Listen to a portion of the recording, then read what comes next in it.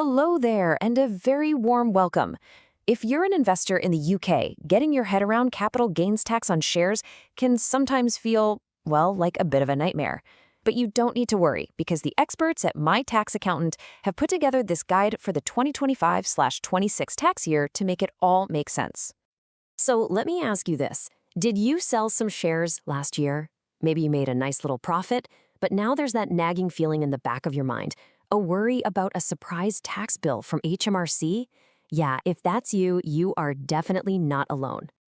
Well, you can take a deep breath because you are in exactly the right place. The fantastic team at My Tax Accountant has designed this guide to be super simple and clear, and we're going to break it all down together step by step. So here's a quick look at our game plan. First, we'll cover the absolute basics of capital gains tax. Then we'll get into the nitty-gritty of how you actually calculate your gain.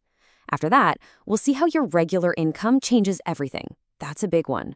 We'll also look at some trickier cases, explore some pro tips to lower your tax bill, and finally, wrap it all up with your practical next steps. Ready? Okay, let's dive right in with Section 1, the basics. It is absolutely crucial to get these foundations right before we start building on them. So what on earth is capital gains tax, or CGT as you'll hear it called? Well, in the simplest terms, it's a tax you pay on the profit you make when you sell something, in this case, shares, that's gone up in value. And that word profit is the key. You're not taxed on the total amount of money you get, just the gain you make. All right, let's talk numbers. These are the key figures for the 2025/26 tax year you need to know. First up, everybody gets a £3,000 tax-free allowance. That's called the Annual Exempt Amount. Any profit you make under that, you pay nothing. Then, if your total income puts you in the basic rate band, that's up to £50,270, your CGT rate on shares is a neat 10%. If you're a higher rate taxpayer, it jumps up to 20%. We're going to keep coming back to these numbers. Now that we've got the basics down, let's move on.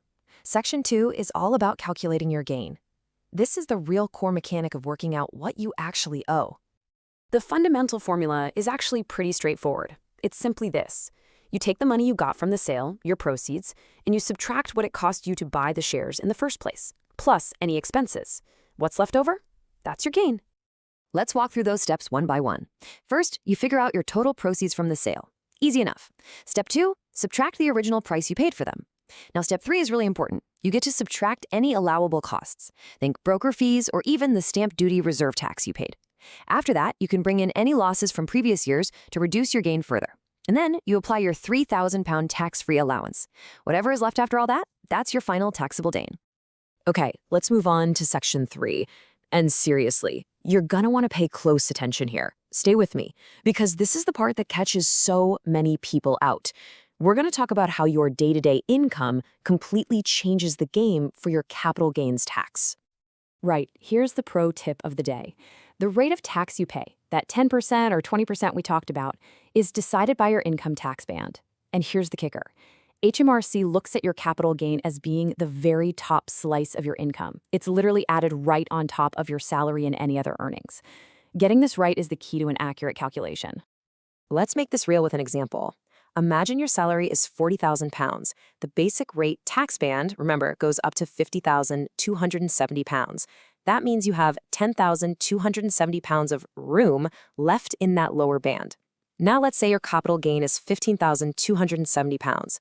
The first £10,270 of that gain neatly fills up your remaining basic rate allowance, so that part gets taxed at the lovely low rate of 10%. But the other £5,000 of your gain spills over into the higher rate band, so that chunk gets taxed at 20%. See how that works? But what if life isn't that simple? What if you're juggling multiple jobs, or you're running your own business? Well, that brings us to Section 4, where we'll look at some of these more complex cases. To make this really tangible, let's introduce Sarah from Manchester. Sarah's got a day job that pays her a salary, but she also has a rental property that brings in some extra income. This is a super common scenario for a lot of people. Okay, let's do the maths for Sarah. Her salary is £35,000, and she gets £8,000 from her rental property. So her total taxable income is £43,000. This leaves her with just £7,270 of room left in her basic rate band. Now she has a capital gain of £12,000. So the first 7,270 is taxed at 10% and the rest is taxed at 20%. That gives her a total CGT bill of £1,673. As you can see, every single one of your income streams gets added into the pot. And now for a quick Did You Know segment. Let's say you had a bad year a while back and made a loss on some shares. Well, you can actually carry that loss forward and use it to reduce a gain you make this year. It's an incredibly powerful tool for saving tax. But there's a catch. You must have reported that loss to HMRC within 4 years of it happening. So don't let those old losses go to waste. Right, now for the part I'm sure you've been waiting for, Section 5. Let's talk about the pro moves you can make to actually reduce your final tax bill and avoid some common mistakes.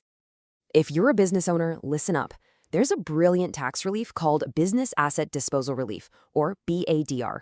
If you're selling shares in your own trading company and you meet the criteria, like owning at least 5% of the business, you could pay a flat reduced CGT rate of just 10% on your gains. That is a massive saving compared to the standard 20% higher rate. Now let's quickly cover where people usually go wrong. The most common mistakes are forgetting to deduct all those little costs like broker fees, completely ignoring losses from past years that you could be using, miscalculating how your income affects the CGT rate, and, this is a big one, not planning ahead. For instance, if you've got a large gain, it might make sense to sell half the shares before April 5th and half after, so you can use your $3,000 tax-free allowance twice. A little bit of planning goes a long way. Phew, we have covered a lot of ground. So, in our final section, let's turn all this knowledge into action. Here are your practical next steps. Here is a simple checklist to keep you on the straight and narrow. 1. Keep ridiculously detailed records of every share you buy and sell. 2. Track all your sources of income, not just your main salary. 3. Be strategic about using your £3,000 annual exemption. 4. Check if you might be eligible for special reliefs, like BARD. And 5. Use your HMRC personal tax account online. It's a great way to verify all your income details are correct. Look, tax can be complicated, right? If you feel even a tiny bit unsure about any of this, or you just want the peace of mind that it's all been done correctly, getting professional advice is always a smart move. And the experts at My Tax Accountant are right there to help guide you. They make it so easy to get in touch. You can ping them a message on WhatsApp or give them a call on 07854 255 375. Or, if you prefer, just send an email to info@mytaxaccountant.co.uk. They'll be happy to help with any of your capital gains tax questions or any other tax issues you might have. I really hope you found this guide genuinely useful. If you did, and you'd like more clear, no-nonsense, practical tax advice just like this, please do consider subscribing to the My Tax Accountant YouTube channel. It would be great to see you there. Thanks so much for watching.